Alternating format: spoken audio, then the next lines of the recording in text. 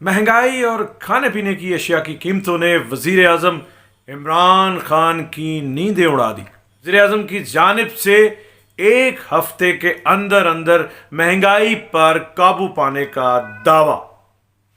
Justice काजी फायज ईसा सदारती reference गैर आइनी करार दिए जाने पर हुकूमत को सख्त शर्मिंदगी का सामना।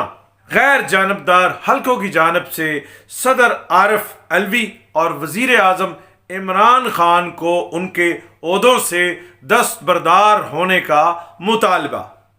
नवाज शरीफ के दामाद और नून लीग के सरबराह कैप्टन सफदर की मुतनाज़िया गिरफ्तारी के मामला पर तहरी कमेटियां बनाए जाने पर भी कोई नतीजा सामने नहीं आ सका। दोस्तों, आपसे इल्तमास है कि इस चैनल जिसका नाम मीर टाकीज़ है इसको सब्सक्राइब कर लें ताकि इस पर अपलोड की जाने वाली हर वीडियो आप तक आसानी से पहुंच सके। हुकूमत नाकाम हो गई आज। देखिए, ये बड़ी एम्बैरेसमेंट हुई है और जो हुकूमत की जो लीगल टीम है, ऐसा लगता है कि उसने हुकूमत को सही तरीके से एडवाइस नहीं किया था। और मैं तो आपको सिर्फ यही बता सकता हूँ कि पिछले साल अप्रैल के महीने में जब हमें ये पता चला कि हुकूमत जो है वो जस्टिस काजी फायज ईसा के खिलाफ को रेफरेंस दायर करने के बारे में सोच रही है, तो उस वक्त मैंने कुछ वकील वगैरह से पूछा कि ये उनका क्या ख्याल है कि ये ऐसा क्यों हो रहा है। उन्होंने कहा जी, सिवाय फैजाबाद धरना केस के तो और काजी फायज ईसा साहब के साथ नाराजगी की कोई वजह नहीं हो सकती। हुकूमत की तरफ से और मजाज अथॉरिटी की तरफ से जो अशिया की कीमतें और नर्ख इनके मुकर्रर किए जाते हैं उससे भी ज़्यादा वसूल किए जा रहे हैं पैसे, जिससे महंगाई का एक सुनामी जो है वो मुल्क में आ चुका है। और ये उस वक्त बहुत ज़्यादा इसलिए हो गया था क्योंकि डॉलर की कीमत बढ़ गई थी और हमारा रुपए की कीमत जो है वो गिर गई थी। यानी जिसके पास 50,000 रुपये थे उसके 35,000 हो गए, और जिसके पास लाख था उसका घर में बैठे बिठाए जो है वो 60,000 हो गया था। महंगाई के सिलसिले में वजीर आजम इमरान खान का कहना है कि एक हफ्ते के अंदर अंदर वो कीमतें वो नीचे ले आएंगे अपनी असल कीमतों पर। दोस्तों, मुश्ताक अहमद यूसुफी साहब आप सब जानते हैं कि अजीम मज़ाह निगार थे। वो कहा करते थे कि औरत का पेट अगर बढ़ जाए तो वो वापस आने के उसके चांसेस होते हैं। 9 महीने के बाद वो पेट वापस अपनी असल हालत तक आहिस्ता आहिस्ता रफ्ता रफ्ता पहुंच सकता है। और अगर मर्द का पेट एक दफ़ा बढ़ जाए तो उसका वापस आना बहुत मुश्किल है। ये महंगाई भी मर्द का पेट होती है, एक दफ़ा बढ़ जाए तो वापस आना जो है वो जैसे वो मेहदी हसन साहब की गज़ल है ना, अहमद फराज साहब ने लिखी थी कि अब के हम बिछड़े तो शायद कभी ख्वाबों में मिलें, जिस तरह सूखे हुए फूल किताबों में मिले। तो ये हमारे शिबली फराज साहब, जिनकी शायद वाहद मेरिट यही है कि वो अहमद फराज साहब के बेटे हैं, और इमरान खान साहब को जो है वो बेटों को जमा करने का बड़ा शौक़ है। जिस तरह से इन्होंने हज़रत इलामा इकबाल के पोते वलीद इकबाल साहब को वो भर्ती किया पीटीआई में, इसी तरह शिबली फराज साहब को भी, यानी सारा इन्होंने एक तासर ये दिया कि इलामा इकबाल दे पोते भी साढ़े कोल ही ने, शिबली फराज साढ़े कोल ही है।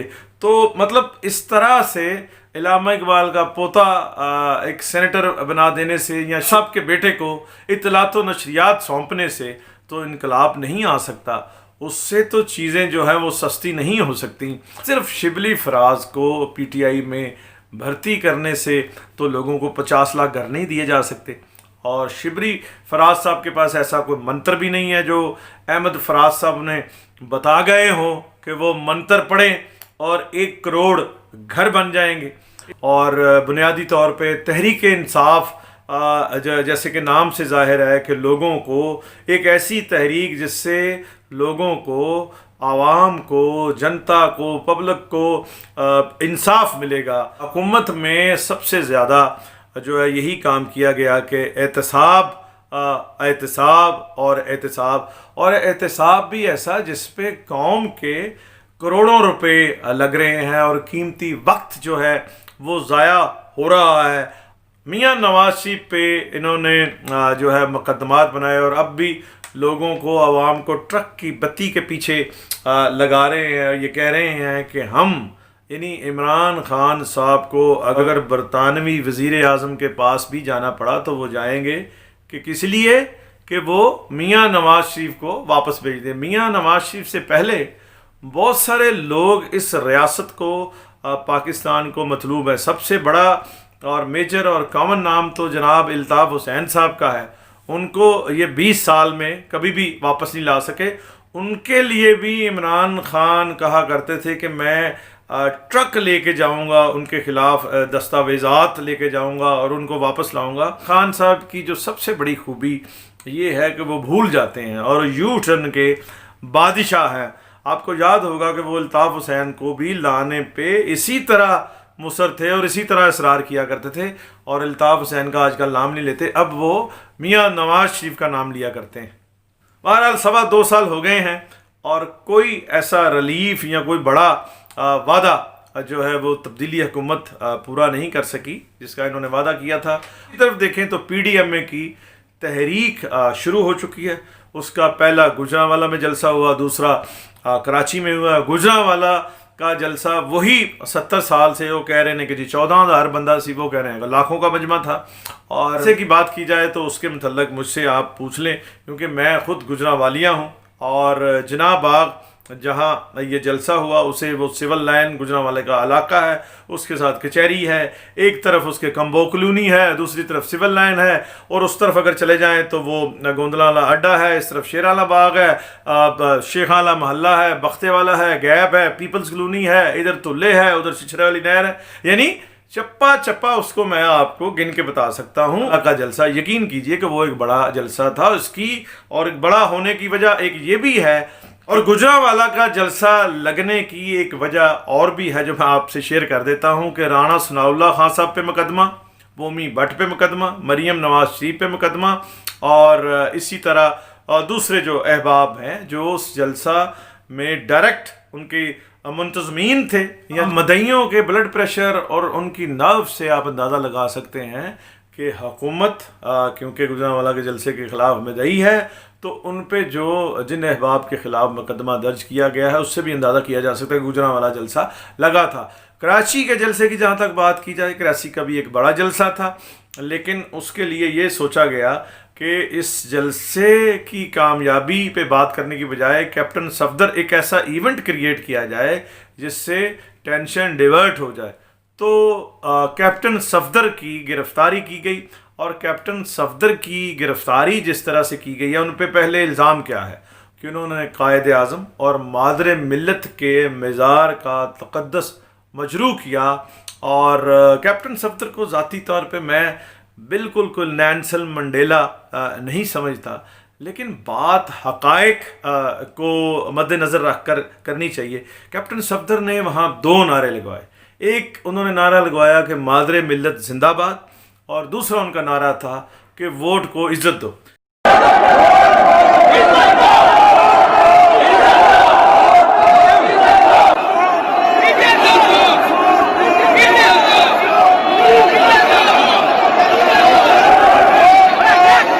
دین کے مزارات پہ اور مقبروں پہ ڈھول بجتے ہیں، تمالے بجتی ہیں، تو وہاں تو پھر جو ہے ہر ایک متولی پہ اور ہر مرید پہ مقدمہ ہونا چاہیے.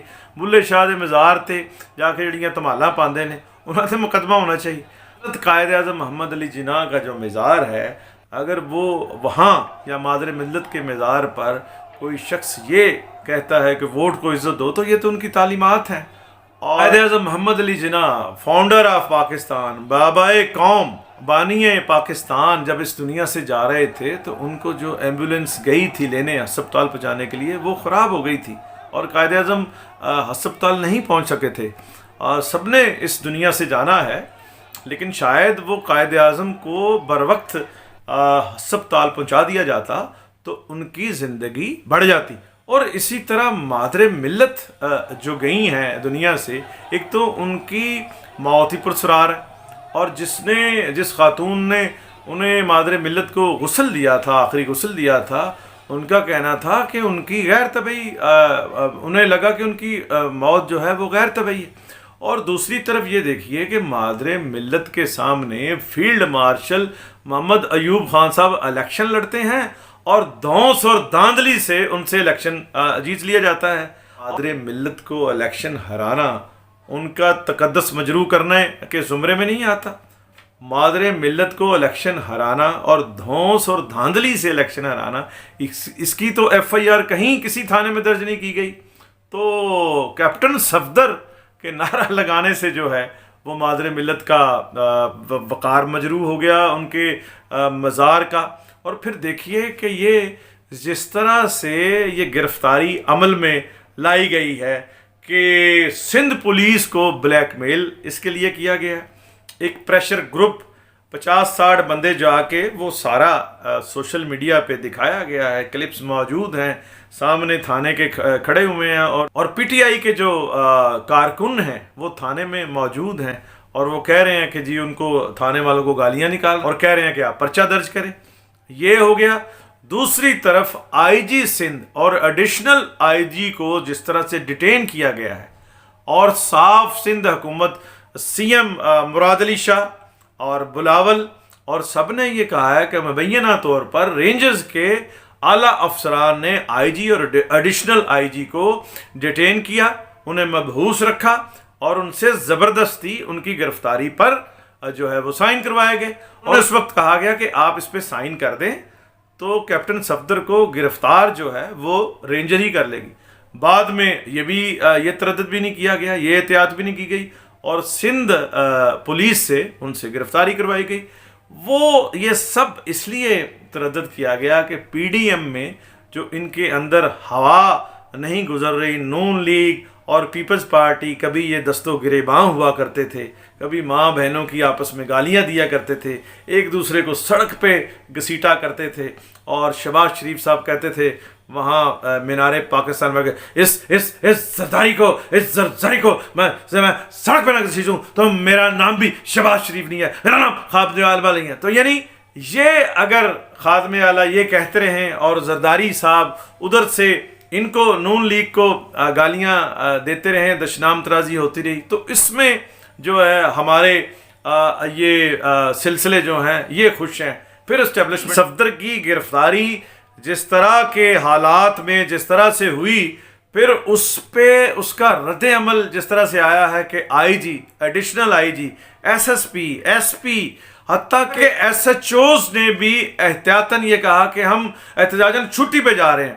اور اس پہ حکومت، وفاقی حکومت کا جو وزراء ہیں ان کا رد عمل یہ آیا کہ چھٹیاں یہ کس قسم کا احتجاج ہے، سندھ پولیس کو چاہیے کہ وہ استعفے دیں.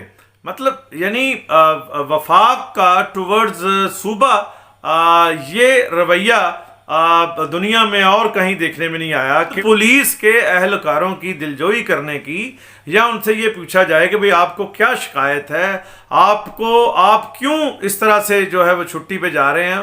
ان کو بجائے یہ کہنے کو ان کو تانے دے رہے ہیں کہ بھئی یہ نوکری چھوڑو، استعفے دو، جاؤ یہاں سے، خلاصی کرو. یہ چھٹیاں دینا تو کوئی احتجاج نہیں ہے. وہ جسٹس قاضی فائز عیسیٰ کے خلاف دائر کیے گئے صدارتی ریفرنس کو سپریم کورٹ کے 10 رکنی بینچ نے غیر آئینی قرار دے دیا. عدالت نے کہا کہ یہ صدارتی ریفرنس آئین اور قانون کی سنگین خلاف ورزی تھی اور صدر مملکت اپنے صوابدیدی اختیارات آئین اور قانون کے مطابق استعمال کرنے میں ناکام رہے ہیں. اور بہت امپورٹنٹ نقطہ یہ 10 رکنی بینچ نے یہ فیصلے میں لکھا کہ جس پیمانے پر یہ صدارتی ریفرنس دائر کرتے ہوئے آئین اور قانون سے انحراف کیا گیا، یہ یقیناً بدنیتی پر میں تو سمجھتا ہوں کہ بڑی گریو کانسیکوینسز ہیں اور بڑی سیریس اس کے امپلیکیشنز ہیں جو صدر پاکستان کے حوالے سے ایون ان پاسنگ کمنٹ جو ججمنٹ میں آیا ہے. میرا نقطہ نظر یہ ہے کہ صدر پاکستان اس فیصلے کے بعد اپنا اخلاقی جواز کھو چکے ہیں منصب صدارت پر متمکن رہنے کا، اور میں تو مطالبہ کر رہا ہوں، میں نے پہلے بھی کہہ رکھا ہے کہیں نہ کہیں کہ صدر مملکت اخلاقی جواز کھو چکے ہیں، انہیں سٹیپ ڈاؤن کرنا چاہیے۔ دیکھیں ہائیسٹ کانسٹیٹیوشنل آفس کو ہولڈ کرنے والا شخص جو ہے، اگر وہ یرغمال ہے اپنے ارد گرد کے 2-4 سیکرٹریز کا یا 2-4 اپنے بہی خواہوں کا، اور وہ وہاں بیٹھ کے اپنا کانسٹیٹیوشنل جو آفس ہے اس پہ مائنڈ اپلائی کیے بغیر اتنی بڑی موو کر سکتا ہے کہ سٹنگ جج آف دا سپریم کورٹ کی انٹیگریٹی کو ان کویسچن لے آنا، اور that too without evidence, without any legally admissible evidence, تو میں سمجھتا ہوں کہ وہ تو انہوں نے تو اپنے آپ کو یہ ثابت کر دیا کہ وہ منصب صدارت پر متمکن رہنے کے اہل نہیں ہیں۔ کامنٹس ہیں اور اس پر انہیں کچھ اگر ہمت والے یہ لوگ ہیں تو ریزائن کریں اپنی پوسٹ سے، لیکن میں نہیں سمجھتا پاکستان میں ایسا کوئی ہے۔ ماشاءاللہ ہم لوگ بہت ڈھیٹ ہیں، ہم کبھی نہیں ریزائن کریں گے اس پہ۔ اور ملک میں ہوتی تو شاید جو ہے نا اس پہ گورنمنٹ اب تک استعفیٰ دے چکی ہوتی، یا کم از کم وہ لوگ استعفیٰ دے چکے ہوتے جو اس کے لیے ذمہ دار تھے، اور اس میں ایک ذمہ داروں میں سے ایک ذمہ دار صدر مملکت بھی ہیں، جن کے بارے میں کلیئر جو ہے ورڈک آ گئی ہے کہ ان کے پارٹ پہ اپلیکیشن آف مائنڈ نہیں تھی۔ یعنی اتنا بڑا قدم اٹھایا جا رہا ہے کہ پاکستان کی سب سے اعلیٰ عدالت کے جج کے حوالے سے معاملہ ہے، اور اس میں بھی اپلیکیشن آف مائنڈ نہیں ہے، تو باقی معاملات میں جو ہے نا وہ صدر صاحب کی کیا اپلیکیشن آف مائنڈ ہوگی۔ اسی طرح سے کیبنٹ کے سامنے پتہ نہیں کبھی کہتے تھے گیا، کبھی کہتے تھے نہیں گیا، اور باقی جو لوگ اس میں دو اور جو فورم انوالو ہیں، دو لوگ انوالو ہیں، ان کو بھی جو ہے نا ابھی تک ریزائن کر جانا چاہیے تھا، مگر اب تک ریزائن نہیں کیا، اور میرا خیال ہے شاید ریزائن نہیں کریں گے، مگر کل جو ہے نا وہ اس ججمنٹ کو بنیاد بنا کے ان کے خلاف ایکشن شاید لیا جا سکے گا، صدر کے خلاف امپیچمنٹ آ سکتی ہے، اور باقیوں کے خلاف اور پروسیڈنگز ہو سکتی ہیں۔